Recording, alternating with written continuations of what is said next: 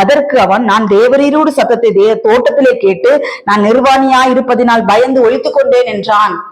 இங்க நிர்வாணிகளா இருந்து வெட்கப்படாதவங்க இங்க நிர்வாணி என்று பயந்து ஒழிச்சிட்டாங்களாம். ஏன் ஒழிக்கக்கூடிய சூழ்நிலை வந்துச்சு?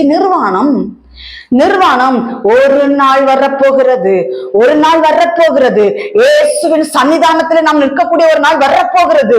நியாயத்தீர்ப்புங்கிற நாள் வரப்போகிறது. அப்ப நீ ஓடினாலும் ஒழிய முடியாது, எப்படினாலும் நீ ஒளிஞ்சு போக முடியாது. ஏன் அப்படின்னா, நீ நியாயத்தீர்ப்புக்கு தேவ பர்வதத்திலே தேவ சமூகத்திலே நின்றுதான் ஆக வேண்டும். அப்பொழுது நீ நிர்வாணி, நான் நிர்வாணி என்று ஒழித்துக் கொள்ளக்கூடிய சந்தர்ப்ப சூழ்நிலைகள் எல்லாம் வராது. பார்த்துக்க.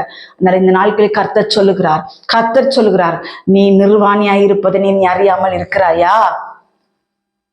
இன்னைக்கு அநேகர் நிர்வாணிகளா இருந்தது.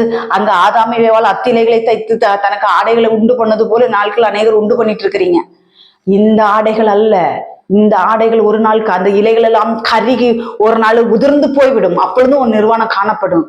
ஆனால் தேவனுடைய சமூகத்துக்கு நீ வருவாயானால் இந்த நாட்களிலே தேவன் அழைக்கிறார். உன்னுடைய இச்சையை விடு, உன்னுடைய இன்பத்தை விடு, உனக்கு நல்லதாய் தோன்றுகிற காரியங்கள் எல்லாம் விட்டு விலகி என்னிடத்தில் வா. ஓடி ஒளியாதே.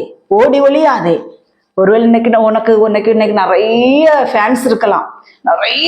இன்னைக்கு நம்ம பைபிளின் படி பார்த்தா நிறைய பேருக்கு விசுவாசிகள் தான் இருக்கணும்.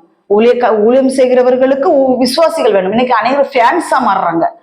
ஊழியக்காரர்களுக்கு ஃபேன்ஸா மாறுறாங்க. இது தேவன் விரும்புகிற காரியம் கிடையாது. உன் ஆலயத்தில் வருகிறவர்கள், உன்னுடைய சத்தியத்தை கேட்கிறவர்கள் எத்தனை பேர் பரிசுத்தமாய் மாறி இருக்கிறார்கள்? எத்தனை பேர் கர்த்தருக்கு பிரியமாய் இரத்த சாட்சியாக வேணால் நாங்க சாகிறதுக்கு ரெடியாக இருக்கிறோம்? எத்தனை பேர் எழும்பி வருகிறார்கள்?